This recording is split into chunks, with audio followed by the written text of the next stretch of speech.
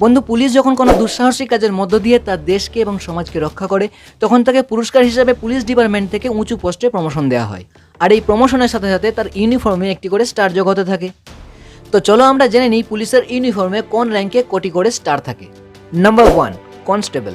কনস্টেবলের কাঁধে একটি সাধারণ পট্টি থাকে যেটা পুলিশ ইউনিফর্ম রঙেরই হয়। Number 2, ASI. এএসআই এর কাঁধে একটি স্টার থাকে। Number 3, SI. এসআই এর কাঁধে 2টি স্টার থাকে। Number 4, inspector. ইন্সপেক্টরের কাঁধে 3টি স্টার থাকে। Number 5, DSP. ডিএসপির কাঁধেও সাদা রঙের 3টি স্টার থাকে।